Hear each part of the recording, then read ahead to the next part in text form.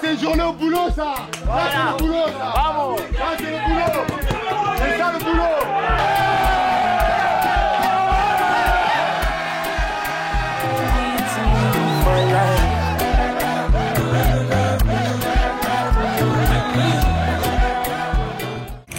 Retrouvez votre magazine avec Winamax.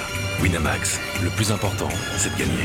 Hello à tous, ravi de vous retrouver dans la quotidienne. On va faire factuel, victoire du Paris Saint-Germain 3-0 sur la pelouse du Vélodrome, avec désormais 8 points d'avance au classement sur l'OM en tête de la Ligue 1, doublé et une passe D de Kylian Mbappé, petit record égalé au passage, celui d'Edinson Cavani, meilleur buteur de l'histoire du club avec 200 réalisations en 246 matchs pour le Kicks. En plus, faire ça à Marseille, tout un symbole. Il a reçu les félicitations de son frangin pour l'occasion. Best player, nous dit-il. Alors je vous pose la question du jour, très premier degré, Kylian Mbappé est-il le meilleur joueur du monde? Vous nous dites tout, vous nous dites si vous pensez à quelqu'un d'autre. Et demain, on sélectionnera 2 commentaires. Bon, je vous avoue que ce serait trop facile s'il y avait que des bonnes nouvelles pour les Parisiens. Alors je vous donne aussi les mauvaises. Elles concernent Presnel Kimpembe. Il est sorti sur blessure, touché au tendon d'Achille. C'est une fin de saison pour le défenseur qui revenait tout juste, remis de son souci justement au tendon d'Achille qui lui avait fait louper 4 mois de compétition, dont la Coupe du Monde. Il va subir une intervention chirurgicale dans les jours à venir avec une période hors des terrains qui est estimée de 8 à 9 mois. Ses coéquipiers lui ont envoyé tout leur soutien, les supporters aussi. Danilo à la prod.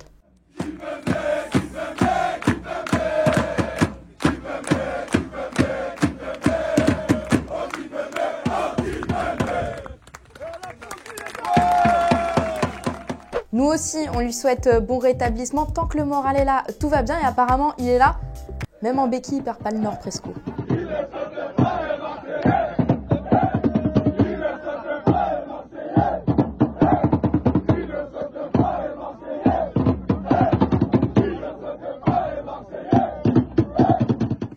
Marseillais dans tout ça, me direz-vous? Il n'y a rien à dire, ils sont tombés sur plus fort que sur Kylian, bien sûr.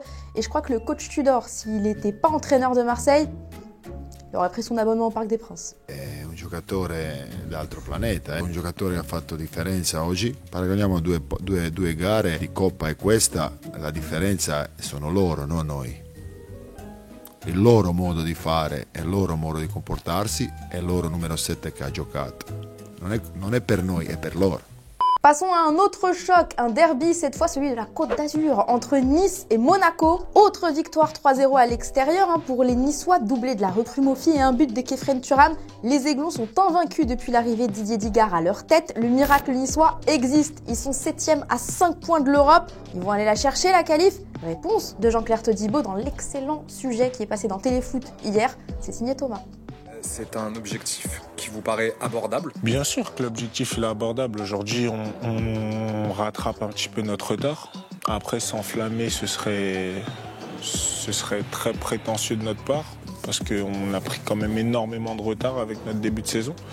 Après, l'objectif, bien sûr, qu'il est atteignable. Il faut l'avoir dans un coin de la tête. Après, il ne faut pas en faire une obsession non plus. Qui d'autre est invaincu pendant ce temps-là en Ligue 1? Eh bien, c'est Will Steele et c'est Rémois. Succès face à Toulouse, 17 matchs qu'ils régalent les 10e de Ligue 1. Mais alors, jusqu'où iront vos joueurs, cher Will Steele? Je suis juste super fier et super content pour les mecs parce que c'est eux qui fournissent des efforts de fou. Ils le méritent, c'est des mecs super honnêtes et super humbles. Quel est l'objectif? J'en ai aucune idée. Au plus on gagne de matchs, au mieux, et au plus on gagne des places au classement, au mieux. Mais ça veut aussi dire que toutes les équipes vont vouloir nous battre. Et ça, c'est quelque chose qui est super intéressant parce que c'est une situation un peu nouvelle pour nous aussi. Donc on va s'adapter à ça et faire encore une fois le mieux qu'on peut. En Angleterre, premier trophée depuis 2017, ça fait 6 ans pour Manchester United, vainqueur face à Newcastle en Carabao Cup. Les Mancuniens qui peuvent encore aller chercher des titres cette saison. En tout cas, le coach Ten Hag, il est tellement sur son nuage qu'il en oublie même le trophée. Thank you very much. Thank you.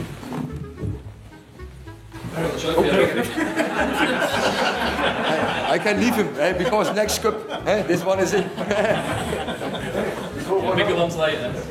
Ah, Next Cup, carrément, la prochaine. Et bien justement, vendredi, je vous demandais si Manchester United pouvait remporter la Ligue Europa. Christelle, pour toi, non, car les Red Devils ont beaucoup de faiblesses qui vont se révéler le mois prochain. Anthony, tu n'es pas d'accord. Pour toi, Manchester a la rage de vaincre avec un jeu fluide. Tu penses qu'on peut s'attendre à tout avec cette équipe digne de l'Ajax, sauce Eric Ten Hag. En Italie, Naples s'éclate toujours autant avec un 2-0 à Empoli et encore un but de Victor Osimhen. Alors pour l'occasion, les Napolitains ont voulu lui rendre hommage à leur manière dans une boulangerie. Regardez le gâteau spécial à son effigie. Voilà. Je sais que vous vous posez tous cette question, comment va Cristiano Ronaldo? Eh bien écoutez, entre 2 matchs en Arabie Saoudite, c'est le Club Med. Il a assisté au combat de boxe entre le demi-frère de Tyson Fury et le youtubeur Jake Paul. Et regardez, après sa photo avec Ngannou qui avait fait grand bruit cette fois, c'est Mike Tyson. Est-ce qu'il n'envisagerait pas une petite reconversion dans les sports de combat? Tenez, il y en a un qui a sa reconversion, pas dans les sports de combat, mais presque en politique, c'est George Weah. Et regardez, à 56 ans, monsieur le président du Libéria a encore tous ses skills. Il régale.